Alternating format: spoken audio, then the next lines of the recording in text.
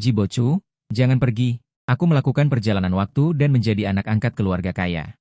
Namun, aku tidak menjilat orang tua dan kakak perempuanku. Hanya karena setelah aku bertransmigrasi, aku dianiaya oleh orang tua angkat dan kakak-kakak perempuanku.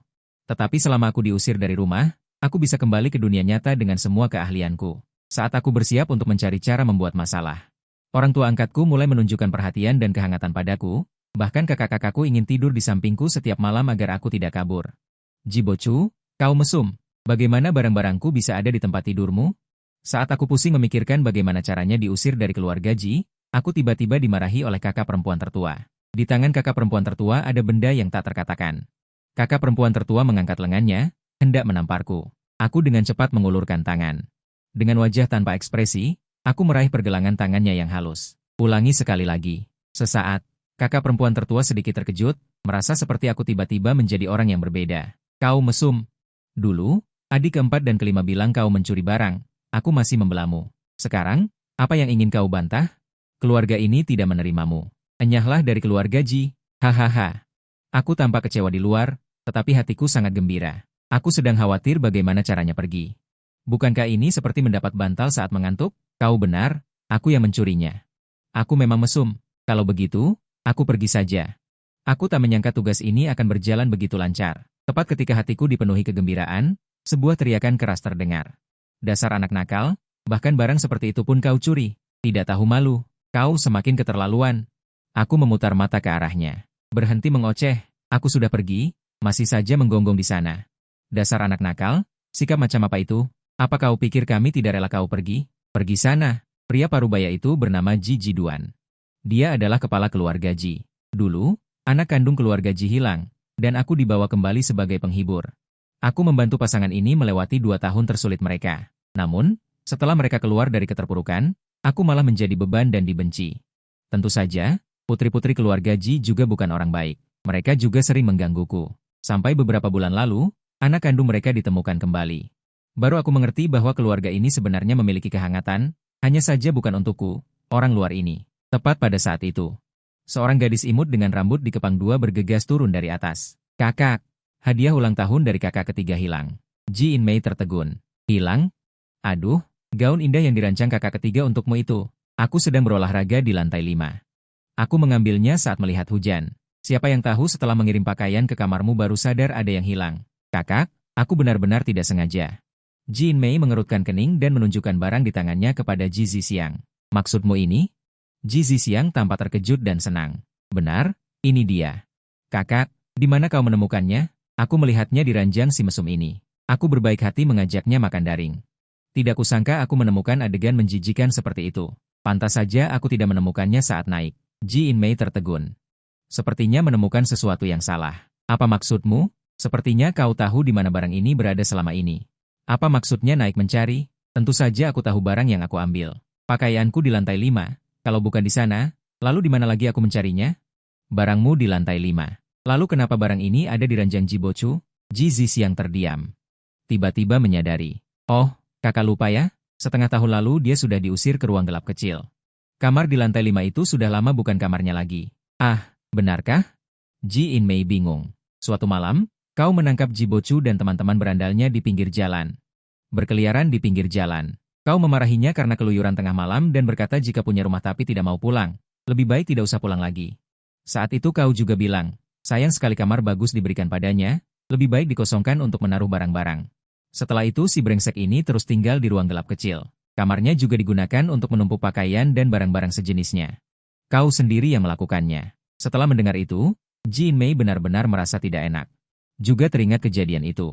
Ternyata, hanya salah paham. Tapi tadi aku sudah salah menyalahkannya tanpa berpikir panjang. Ji In Mei merasa sedikit malu. Dia merasa dirinya adalah orang yang memisahkan urusan pribadi dan pekerjaan, tapi sekarang dia malah menuduh orang lain hanya berdasarkan prasangka. Seketika, dia agak tidak berani menatap tatapan mengejekku. Jibochu. Hari ini aku salah, kakak salah paham padamu. Mendengar itu, sudut bibirku sedikit terangkat. Maaf, aku tidak sudi lagi. Dramanya sudah selesai ditonton, orangnya juga harus pergi. Aku dengan tenang keluar dari villa. Merentangkan tangan, menunggu pancaran cahaya yang familiar dan hangat itu turun. Sekarang tugas sudah selesai. Akhirnya bisa kembali ke kehidupan sendiri dan menapaki puncak kehidupan. Ayo, sinarilah aku. Biarkan aku menjauh dari dunia ini. 10 detik, 30 detik, hingga 5 menit berlalu. Tidak terjadi apa-apa. Orang-orang di villa sudah bingung. Sama sekali tidak tahu apa yang terjadi. Hanya suara Ji Zizi yang tertawa seperti orang bodoh yang terdengar di telinga. Haha, lihatlah Jibochu si bodoh berakting. Lucu sekali. Hahaha, dan saat ini aku juga linglung. Seluruh tubuhku membeku di tempat. Bukan? Kenapa aku masih di sini? Apa-apaan ini? Mungkinkah aku harus keluar dari gerbang? Aku segera berlari keluar gerbang, tapi tetap tidak ada yang terjadi. Aku bolak-balik keluar masuk gerbang dan halaman, tapi tetap tidak ada perubahan. Ayah dan kedua putri Ji Jiduan sudah tercengang. Mungkinkah tingkah aneh orang ini sudah gila? Seketika, mata Ji Inmei memerah. Merasa pasti seperti itu, Ji Bochu pasti tidak tahan dengan pukulan itu dan mengalami masalah mental. Dan semua ini karena dirinya sendiri yang menuduh tanpa dasar. Masih melamun apa? Kenapa anak haram ini bertingkah gila? Cepat tarik dia kembali. Jika orang luar melihatnya, di mana akan ditaruh muka keluarga Ji? Mendengar itu, kedua saudara perempuan itu segera maju dan menarikku kembali ke villa. Ji Inmei berjongkok di depanku, hatinya terasa tidak enak, bahkan Ji Zixiang pun menyembunyikan wajah cerianya. Menebak apakah aku benar-benar terpukul dan mengalami masalah. Bukankah seharusnya aku sudah diusir? Seharusnya semuanya sudah berakhir, kan? Ji Bochu, tadi itu perkataan marah dari kakak tertua. Tidak, aku tidak akan mengusirmu. Tadi itu hanya perkataan marah dari kakak tertua. Jangan membuatku takut, oke? Sadarlah. Tiba-tiba, aku menemukan poin penting. Awalnya aku memang sudah diusir. Tapi karena menonton pertunjukan, sepertinya pada akhirnya aku tidak jadi diusir. Aku benar-benar menyerah. Seharusnya aku segera kabur saja dari tadi. Menonton pertunjukan apa sih? Tidak bisa, kalian cepat usir aku. Tidak bisa mengingkari perkataan. Harus mengusirku. Mata Ji Inmei semakin perih. Hatinya dipenuhi rasa bersalah, mengira yang kukatakan hanyalah perkataan marah. Bagaimana mungkin aku mengucapkan kata-kata kejam seperti itu kepada keluarga? Ji Bochu, tenang saja. Kakak tertua tidak akan pernah mengusirmu, dan tidak ada yang bisa mengusirmu. Kali ini kakak tertua yang salah. Pasti akan memberimu kompensasi yang memuaskan. Ekspresiku berubah. Aku tidak mau kompensasi, mohon usir aku. Ji Inmei mengira aku masih marah. Nada bicaranya menjadi lebih lembut. Ji Bochu, kali ini kakak tertua terlalu gegabah. Apapun yang kau inginkan, aku bisa mengabulkannya. Aku tidak menginginkan apapun. Kau harus mengusirku hari ini. Aku setiap hari berkeliaran di luar. Aku tidak berguna dan tidak pantas berada di rumah ini. Cepat biarkan aku pergi. Keputusasaanku yang tiba-tiba membuat Ji Inmei tertegun. Mungkinkah selama ini aku selalu menilai orang berdasarkan prasangka? Ji Bochu, jangan khawatir, aku tidak akan mengusirmu. Sekarang aku akan membereskan kamarmu. Setelah ini tidak ada yang akan mengusirmu lagi. Melihat Ji Inmei benar-benar akan membereskan kamar, aku benar-benar panik. Sialan, apa kalian tidak mengerti? Aku tidak tahan lagi di rumah rusak ini. Kamu harus mengusirku. Ji Zixiang, apa urusanmu ikut campur? Jika bukan karenamu, aku sudah meninggalkan rumah rusak ini. Ji Zixiang yang dituduh tanpa alasan langsung merasa marah. Dasar tidak tahu berterima kasih.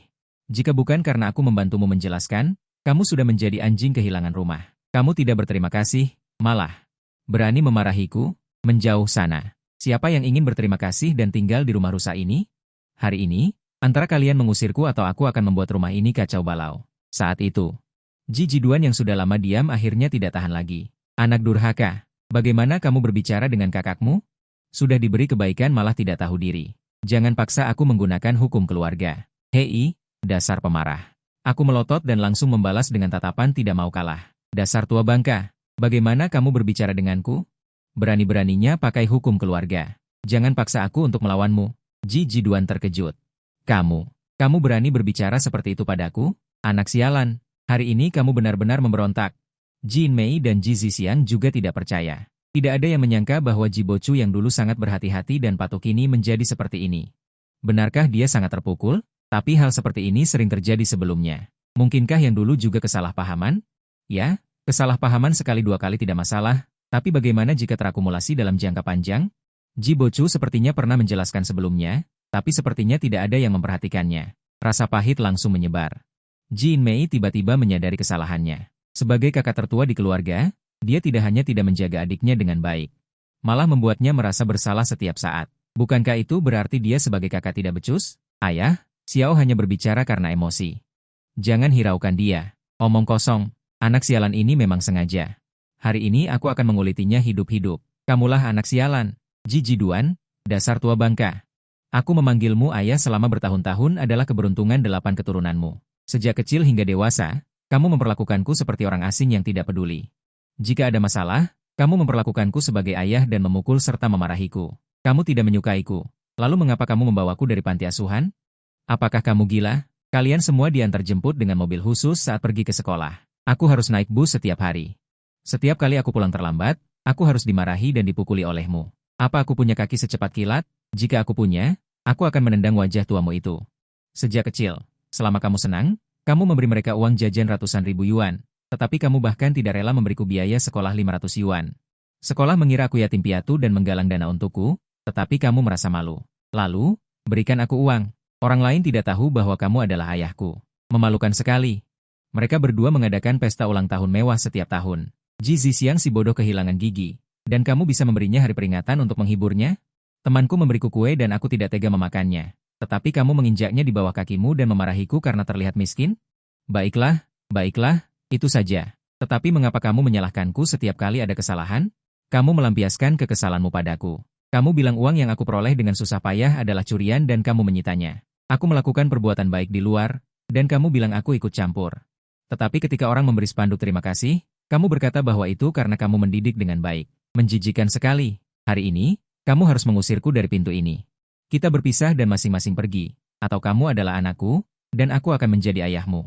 Saat ini, wajah Ji Jiduan memerah, urat-urat di dahinya menonjol, dan tinjunya yang terkepal erat gemetar tak terkendali. Begitu aku melihat ini, aku tahu aku aman. Aku sudah memarahi sampai sejauh ini. Aku tidak percaya orang tua ini masih bisa menahannya. Tiba-tiba, raungan tersedak Jin Mei terdengar di telingaku. Ayah, cukup. Sungguh cukup. Ji Jiduan juga tampak bingung saat ini. Xiao Mei, apa maksudmu? Ayah, aku yang ingin bertanya apa maksudmu? Apakah yang dikatakan Xiao Chu tadi itu benar? Mengapa aku tidak pernah tahu? Ji Jiduan mendengus dingin dengan jijik. Bagaimana jika itu benar? Aku sudah tahu bahwa dia adalah orang yang tidak tahu berterima kasih. Jadi aku sengaja melakukannya. Jin Mei terkejut dan tidak percaya. Ayah, bagaimana bisa kamu melakukan ini? Dia juga putramu, keluarga kita. Bagaimana bisa kamu melakukan ini? Aku tiba-tiba mencibir dari samping. Jin Mei, aku tidak membutuhkanmu untuk berpura-pura di sini. Apakah kamu ingin memberiku harapan seperti dulu, dan kemudian membuatku putus asa? Bagaimana bisa kamu begitu menjijikan? 2 bulan lalu, kalungmu rusak. Hanya karena aku lewat di depan pintu kamarmu, kamu menyalahkanku. Aku menangis dan memohon padamu untuk memaafkanku. Kamu jelas mengatakan bahwa kamu tidak menyalahkanku saat itu. Akibatnya, untuk membalas dendam padaku, kamu segera membuang anak kucing yang aku pungut. Pada akhirnya, aku melihat anak kucing yang sekarat itu di taman. Jin Mei, bagaimana bisa kamu begitu jahat? Jin Mei sangat terkejut, matanya memerah, dan air mata mulai menggenang. Dia terus menggelengkan kepala menyangkal. Aku benar-benar tidak membalas dendam padamu, aku hanya alergi terhadap bulu kucing.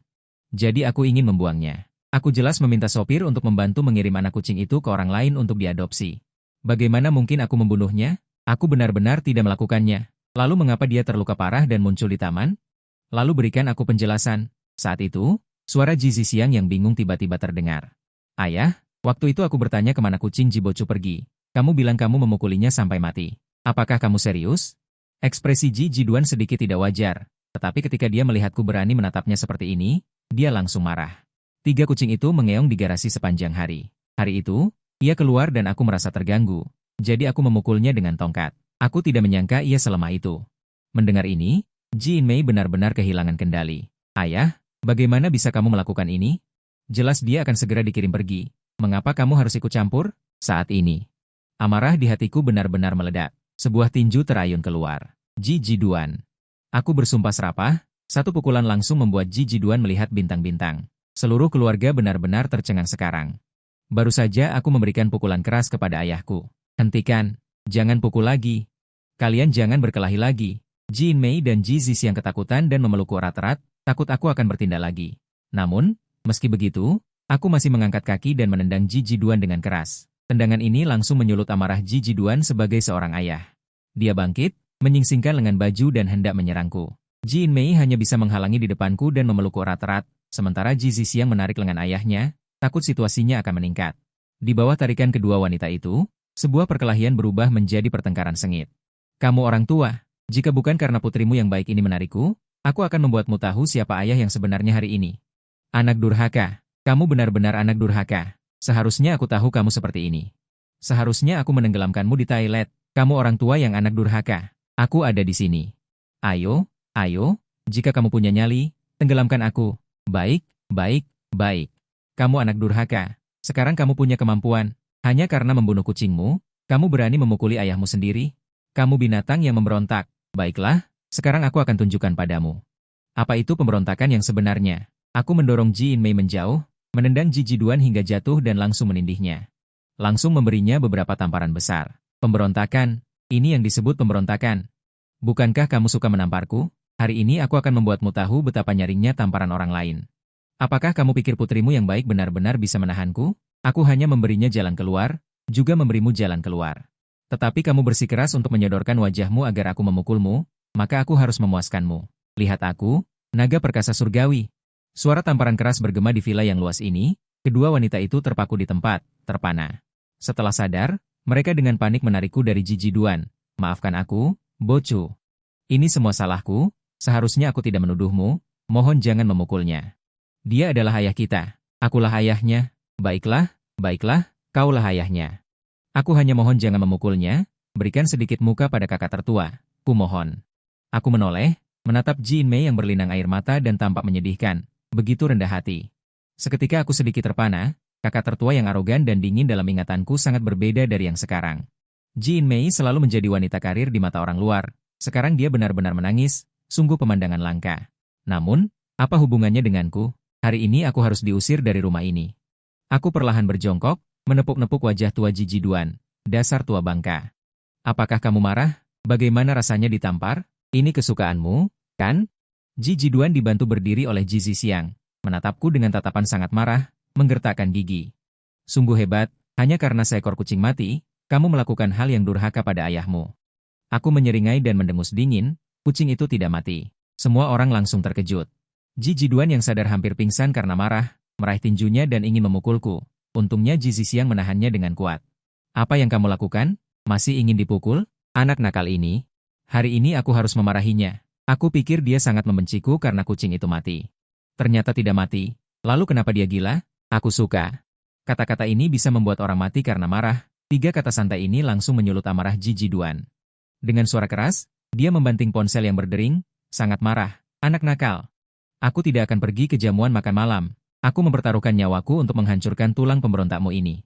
Ayo, siapa takut siapa? Masih ingin pergi ke jamuan makan? Bahkan jika kamu ingin pergi, aku akan mematahkan kakimu agar kamu tidak bisa pergi. Ayah dan anak itu mencapai titik yang tidak bisa didamaikan. Perang akan segera pecah. Cukup, kumohon jangan membuat keributan lagi.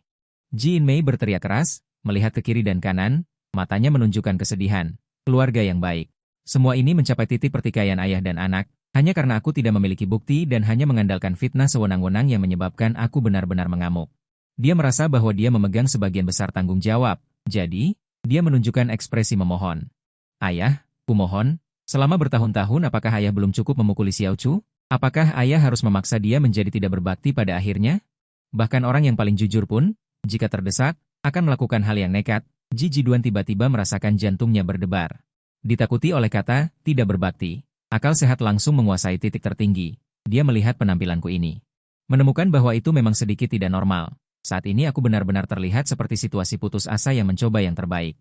Celaka, anak durhaka ini sepertinya benar-benar ingin bertukar nyawa denganku. Gelombang kepanikan menyerang. Ji Jiduan langsung menghilangkan pikiran untuk bertindak. Melihat Ji Jiduan benar-benar mundur, aku tidak bisa menahannya. Terus memprovokasi. Orang tua, tidak mungkin dia benar-benar takut padanya, kan?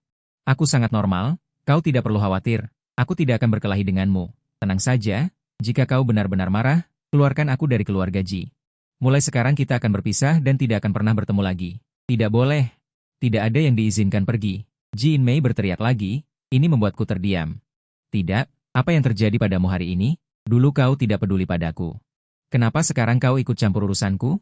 Menyingkirlah, mata Ji In-mei memerah. Memegang erat lenganku. Xiao Chu, kejadian hari ini adalah kesalahan kakak perempuanmu. Aku juga tahu kau marah atas ketidakadilan selama bertahun-tahun. Aku jamin, mulai sekarang tidak ada lagi yang akan memukul atau memarahimu di rumah ini. Sebaiknya kau pergi ke sana saja. Aku mendorong Ji In-mei ke tanah, berjalan menuju Ji Jiduan dengan senyum sinis. Jiduan oh Jiduan. Selama kau membuka mulut emasmu, kau adalah dermawan terbesarku dalam hidup ini. Tapi siapa yang tahu? Ji Jiduan tampak benar-benar ketakutan, mendengus dingin dan mengalihkan topik pembicaraan. Itu, hujan sudah berhenti. Sudah waktunya bagiku untuk pergi ke jamuan makan malam. Berhenti. Jika kau tidak memutuskan hubungan denganku hari ini dan mencampakkanku. Lihat apakah kau bisa keluar dari pintu ini. Anak durhaka, jangan terlalu berlebihan. Aku datang, pukul aku, cepat pukul aku. Aku menjulurkan kepalaku dan menepuk-nepuk wajahku. Ekspresi murahan ini jika di masa lalu Ji Jiduan pasti sudah menamparnya. Tetapi aku saat ini benar-benar tidak normal dan jahat. Dia benar-benar takut aku akan melakukan hal yang nekat dan bertukar nyawa dengannya. Jadi, dia berpura-pura mendengus dingin dan berbalik kembali ke rumah. HMPH, aku akan berkemas dulu. Nanti aku akan kembali untuk menyelesaikan masalah denganmu, dan tiba-tiba suasana menjadi sunyi kembali. Saat ketiga saudara itu duduk di sofa saling menatap, seorang wanita paruh baya terengah-engah masuk ke villa. Di belakangnya berdiri seorang wanita cantik yang tampak panik. Yin Mei, ayahmu mengalami masalah. Pesta yang dihadiri ayahmu dicurigai melakukan penyelundupan DP, dan semua tamu ditangkap. Ayahmu juga ditangkap. Kami tidak bisa menghubunginya. Ibu, apa yang kamu katakan? Ayah baik-baik saja. Ibu Ji, Shen Jingbing, menangis terseduh-seduh. Yin Mei, jangan menghiburku. Ayahmu mungkin akan terlibat kali ini. Seluruh pesta adalah kedok untuk transaksi DP, yang konon bernilai ratusan juta. Itu juga melibatkan transaksi Huran surat. Banyak orang ditangkap. Bahkan si idiot dari keluarga Paman Li ketahuan bermasalah. Dia idiot. Dia bermain dengan kue di sudut saat pesta. Mereka bilang dia menghisapnya. Siapa yang percaya itu? Ini semua salahku. Ayahmu awalnya tidak ingin pergi.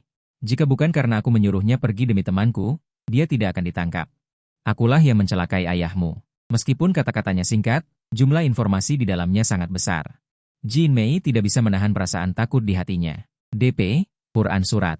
Jumlahnya sangat besar. Bahkan jika dia beruntung mendapatkan kembali reputasinya, reputasi grup pasti akan rusak karena hal ini. Yang paling penting, ini jelas jebakan. Jika ayahnya benar-benar pergi, dia tidak berani memikirkannya lagi. Karena konsekuensinya sangat serius. Aku khawatir seluruh keluarga Ji akan jatuh karena ini. Yin Mei, jangan melamun. Coba pikirkan cara untuk menyelamatkan ayahmu. Dia tidak bisa dihubungi, jadi dia pasti juga ditangkap. Kita harus segera memikirkan cara. Shen Jingbing benar-benar panik. Di keluarga, putri sulung adalah yang paling pintar. Semua harapan keluarga bergantung pada putri sulung mereka. Pada saat ini, Ji Mole, anak kedua yang diam-diam bersedih, juga menundukkan wajahnya dengan sedih. Kakak, ayah pasti tidak bersalah. Kamu tidak boleh membiarkan ayah celaka. Jin Mei tentu saja tahu kebenaran ini. Tapi bukankah orang itu ada di rumah sekarang? Dia baru saja akan menjelaskan, tetapi sebuah suara bingung dan tidak senang terdengar di telinga semua orang. Menangis? Kenapa menangis di malam hari? Siapa yang meninggal di keluarga itu? Tiba-tiba, Shen Jingbing dan Ji Mole membelalakan mata mereka. Mereka mengira mereka berhalusinasi. Jika tidak, bagaimana mungkin orang yang seharusnya ditangkap muncul di depan mereka? Kenapa? Apa kau lihat hantu? Ekspresimu itu. Lau Ji. Kau tidak ditangkap polisi? Ji Jiduan yang sudah marah langsung meledak. Shen Jingbing. Apa maksudmu? Kau senang jika aku ditangkap polisi? Ya? Tidak. Bukan. Hanya. Melihat ibunya tergagap dan tidak bisa berkata-kata, Ji Mole dengan cepat menjelaskan. Ayah, jangan salah paham. Ibuku tidak bermaksud begitu. Lalu apa maksudnya? Siapa yang iseng mengharapkan suaminya ditangkap orang? Bukan begitu, hanya saja terjadi beberapa hal tak terduga. Ayah, apa kau tidak pergi ke pesta hari ini? Pesta. Mendengar itu, Ji Jiduan jadi kesal. Seharusnya sudah dibatalkan, tapi malah diseret dan tidak bisa pergi. Dia tanpa sadar melotot ke arahku. Aku sebenarnya ingin pergi. Gara-gara anak nakal itu aku tidak boleh pergi. Hei, sabarku sudah habis. Menyalahkanku lagi. Melihatku akan bertindak lagi, Jin Mei buru-buru meraih lenganku dan memelukku. Xiao Chu, beri kakak wajah, jangan berkelahi lagi, oke? Melihat ayah dan anak itu seperti bom waktu, mata Ji Mole menyipit. Ji Bochu, apa kau membuat ayah marah lagi? Keluarga kalian ini sakit, ya? Semua salahku. Tapi kali ini kau benar, aku sengaja membuatnya marah. Ji Mole marah dan baru saja akan memaki. Suara bersemangat Shen Jingbing terdengar di telinga. Membuat marah itu bagus? Tidak pergi ke pesta itu bagus.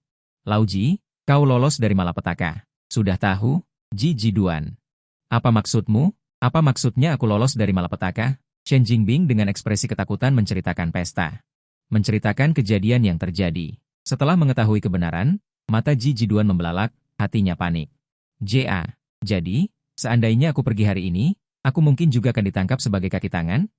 Iya, Lau Ji. Untung kau tidak pergi. Kau sangat beruntung. Saat itu, Jin Mei buru-buru membantuku meminta pujian. Ayah, kau harus berterima kasih pada Xiao Chu. Kalau bukan karena Xiao Chu menghentikanmu, kau akan celaka. Mendengar perkataan itu, hati Ji Jiduan terasa pahit. Tapi begitu ingat aku menekannya di tanah dan menggosoknya, dia tidak bisa menahan amarah. Berterima kasih padanya? Omong kosong. Dia bahkan berani memukul ayahnya sendiri. Dia hanya beruntung. Apa yang harus aku syukuri darinya? Seketika, senyum Shen Jingbing menghilang, menatapku dengan tatapan terkejut. Xiao Chu, apa maksud kakak tertuamu? Kau memukul ayahmu? Bagaimana bisa kau memukul ayahmu? Ji Mole juga mengerutkan kening. Ji Bochu, apakah aku terlalu memanjakanmu akhir-akhir ini hingga kau tidak tahu sopan santun? Kau tahu ini durhaka? Waktu dan suasana menjadi tegang, tetapi menghadapi tatapan semua orang. Aku melipat tangan di dada, dengan ekspresi main-main dan tersenyum. Ya, benar. Bagaimana kalau aku yang memukulnya? Kalau berani, usir saja aku dari keluarga Ji. Kalau tidak, jangan paksa aku di sini. Ji Mole menatapku dengan tak percaya. Apakah ini Ji Bochu yang penakut dan berhati-hati dalam segala hal yang ada dalam ingatannya? Kau, aku lihat kau benar-benar sudah keterlaluan hari ini. Apa kau pikir ada yang menginginkanmu? Sekarang juga kau harus. Ji Mole, diam. Bentakan tiba-tiba itu membuat Ji Mole tertegun di tempat. Kakak, kau membentakku? Kau benar-benar membentakku demi orang durhaka ini? Perhatikan kata-katamu. Dia menyelamatkan nyawa ayah. Apa maksudmu durhaka? Kenapa durhaka? Baru saja, kakak bahkan memarahi adik kandungnya sendiri untuk melindungiku. Ji Mole tampak sedih, tetapi dia berani memukul ayah. Aku tanya padamu. Xiao Chu menyuruhmu untuk tidak pergi bekerja, mengatakan bahwa seseorang akan menculikmu. Kau pergi atau tidak? Omong kosong. Siapa yang akan percaya omong kosong ini? Lihat, kan? Selesai sudah. Bahkan kau tidak percaya. Apa kau pikir ayah akan percaya? Ji Mole terkejut, dan langsung mengerti maksud kakak. Ingat beberapa minggu lalu, saat itu, Xiao Chu bekerja sebagai pelayan paruh waktu di Hotel Dingseng, tempat kejadian malam ini. Saat itu, dia memberitahu kami bahwa sepertinya ada tindakan ilegal di hotel itu. Dia menyuruh kami untuk berhati-hati saat berhubungan dengan mereka. Tetapi bagaimana reaksi kami saat itu? Kami mengatakan dia berbicara omong kosong, dan ayah malah salah fokus, merasa bahwa Xiao Chu bekerja sebagai pelayan yang membuatnya malu, dan dengan paksa menggunakan hubungan untuk memecat Xiao Chu. Sekarang, bagus kan? Terjadi sesuatu, kan? Jika malam ini Xiao Chu dengan baik-baik memberitahu ayah, bahkan jika dia berlutut sekalipun. Apa kau pikir ayah akan mendengarkannya? Saat ini, semua orang terdiam. Karena semua orang mengerti bahwa temperamen keras kepala Ji Jiduan ini, jangan harap dia mendengarkan. Mungkin dia akan menamparku 2 kali dan mengatakan aku menyebarkan ketakutan. Semakin aku mendengarkan, semakin bingung aku. Situasinya tidak benar. Apa kalian salah fokus? Kalian seharusnya mengusirku. Mata Ji Inmei menunjukkan sedikit rasa sakit. Xiao Chu, ada aku, kau tenang saja. Tidak ada seorang pun yang bisa membuatmu menderita. Bisakah kalian semua diam? Aku tidak butuh kalian membelaku. Aku merasa ingin menangis tapi tidak bisa. Xiao Chu, tidak apa-apa. Aku akan membuat semua orang mengerti niat baikmu. Apakah kamu masih tidak memaafkanku? Ji Inmei menatap semua orang dengan wajah serius. Lihat, semua orang tahu seperti apa temperamen ayah.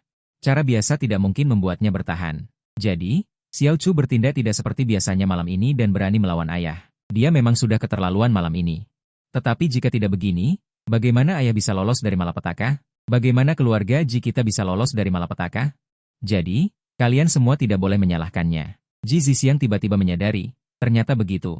Tidak heran hari ini Ji Bochu mengatakan lebih baik mematahkan kaki ayah daripada membiarkannya keluar rumah, dan bertingkah seperti orang gila. Ternyata kita salah paham padanya. Setelah mengetahui kebenaran, Shen Jingbing menatapku dengan ekspresi lega. Xiao Chu, benarkah begitu? Ternyata kami salah menilaimu. Tenang, selama ada ibu di sini, bahkan jika ayah marah, aku akan membuatnya menahannya. Mendengar itu, wajahku pucat pasi. Aduh, kalian sedang apa sih? Dalam hatiku, ada 10.000 ekor alpak yang berlarian. Seharusnya aku tidak ikut campur tadi. Sekarang jadi begini. Bukannya diusir, malah menjadi pahlawan. Tidak bisa. Hari ini aku harus diusir. Diam kalian semua. Aku hanya tidak suka padanya. Aku hanya ingin memukulinya. Tidak boleh? Aku tidak ingin mengurus hidup matinya orang tua ini. Jangan sok tahu. Cepat usir aku dari keluarga Ji. Ji Inmei mengangkat lengannya dan membelai wajahku. Suaranya kembali tercekat. Xiao Chu, aku tahu hari ini aku mengecewakanmu. Aku juga tahu ibu dan kakak keduamu telah mengkhianati niat baikmu. Melukai hatimu. Tenang, mulai sekarang tidak ada seorang pun di keluarga ini yang akan mengusirmu. Mei kelima. Kamu sekarang segera bersihkan kamar tidur Xiao Chu yang dulu. Segera. Setelah mendengar itu, aku lemas dan bersandar ke belakang, ambruk di sofa. Lelah. Hancurkan saja. Bukan hanya lelah secara fisik, tetapi juga lelah secara mental. Aku benar-benar ingin menangis sekarang. Ingin pergi pun tidak bisa. Ini kejadian apa? Dalam sekejap, sudut bibirku kembali menyunggingkan senyum mengejek. Karena keluarga Ji bersikeras menahanku dan tidak membiarkanku kembali, maka aku akan membuat keluarga ini kacau balau. Aku tidak percaya dengan tubuh pembawa sialku ini, aku benar-benar bisa bertahan di keluarga Ji ini. Malam ini, aku kembali ke kamar tidurku dulu. Rumah kecil tanpa jendela di garasi bawah tanah. Setelah tinggal selama 2,5 tahun, tiba-tiba kembali ke tempat yang begitu luas dan terang. Sungguh aku agak tidak terbiasa, tapi karena sudah di sini, nikmatilah, karena mereka ingin aku tinggal. Kalau begitu aku akan tinggal, asalkan ada beberapa orang yang tidak menyesalinya nanti. Keesokan paginya, orang-orang yang biasanya tidak menungguku sarapan, sekarang duduk dengan tenang di meja, menungguku turun untuk makan. Melihat keraguanku, Jin Mei langsung menarikku dan mendudukkanku di sebelahnya. Xiao Chu, mulai sekarang, kita sekeluarga akan makan bersama. Tidak ada yang akan absen. Aku malas mendengarkan omongan besar Jin Mei. Aku mengambil sarapan dan memasukkannya ke mulutku, melahapnya seperti orang yang kelaparan. Ekspresi Ji Mole menjadi dingin, seolah-olah kami tidak memberimu makan sampai kelaparan. Kasar sekali. Oh, bukankah kalian tidak memberiku makan? Kalian semua makan enak di luar. Siapa yang peduli aku hidup atau mati? Aku ingin membuat makanan sendiri, tetapi mereka baru membelinya saat itu. Tidak ada bahan makanan yang tersisa untukku. Bukankah itu seperti orang yang kelaparan? Ekspresi Ji Mole menjadi gelap. Dia baru saja ingin membantah, ketika dia mendengar teriakan keras Jin Mei. Anak kedua, minta maaflah pada Xiao Chu. Mata Ji Mole melebar. Mengapa aku harus meminta maaf padanya? Mengapa? Karena sikapmu. Karena kau menyalahkannya tanpa alasan tadi malam dan tidak meminta maaf padanya. Awalnya aku ingin memberimu muka kemarin, tetapi hari ini kau masih bersikap seperti ini. HMPH, minta maaflah pada Xiao Chu. Ji Mole tampak tidak percaya. Kakak, apakah kau serius? Kau menyuruhku meminta maaf padanya? Karena sudah mendengarnya, lakukan saja apa yang aku katakan. Jangan suruh aku mengulanginya. Aku tidak mau. Ji Mole, sekarang aku tidak bisa memerintahmu lagi. Ya, baiklah, kalau begitu jangan cari aku jika ada apa-apa di kemudian hari. Pertengkaran wanita memang menarik. Sambil menonton, aku mengunyah roti dan minum susu, sambil makan kuaci. Melihat ekspresi banggaku ini, Ji Mole hampir menampar, tapi Jin Mei terus menatapnya. Dia sama sekali tidak berani bergerak. Saat suasana menjadi buntu, Shen Jingbing, sang ibu, angkat bicara. Mole, bagaimanapun juga, Xiao Chu membantumu dan ayah lolos dari malapetaka. Bersikaplah lebih baik padanya di masa depan. Yin Mei, kau juga. Sudah tahu Mole berkulit tipis dan keras kepala, kenapa masih memaksanya seperti ini? Cukup sampai di sini saja. Shen Jingbing mengira masalah ini akan selesai setelah dia angkat bicara. Tapi siapa sangka Jin Mei sama sekali tidak mau mengalah. Ibu, di hatimu, apakah ayah lebih penting daripada anak kedua menundukkan kepala? Mengapa dia tidak bisa meminta maaf atas kesalahannya?